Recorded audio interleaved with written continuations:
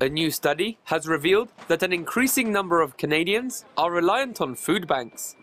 Statistics provided by Food Banks Canada show that, for example, in March of 2012, 882,000 Canadians used food banks. Astoundingly, at least 38% of those who are going hungry are children and youth, and aboriginals are disproportionately represented. In many oil-rich countries, such as Venezuela, the state subsidizes food costs with oil revenues. But in Canada, despite having the third largest oil reserves in the world, the hundreds of thousands of people who cannot afford basic food are beholden to privately owned food banks. More than 40% of the people who come through our door are children, or the number of people we're giving food to are children.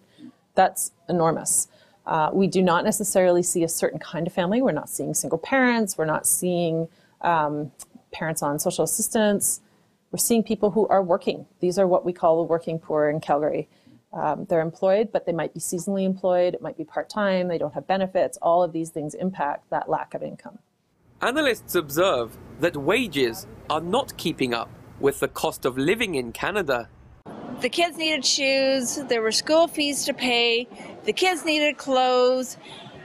I had to pay my rent. If I don't pay my rent, I have nowhere to live. I have to pay my utilities, otherwise there's no heat or hot water. So when you're juggling, the easiest thing to always give up is food.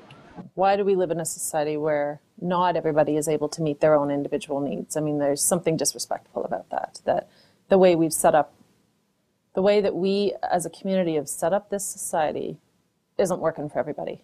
Critics argue that the spike in food bank usage is a product of the Harper government's ideological aversion to helping the poor. Analysts argue that Canada needs systemic changes, so Canada's wealth is used to subsidize housing and food costs rather than lining the pockets of an unelected and unaccountable capitalist class. Joshua Blakeney, Press TV, Calgary.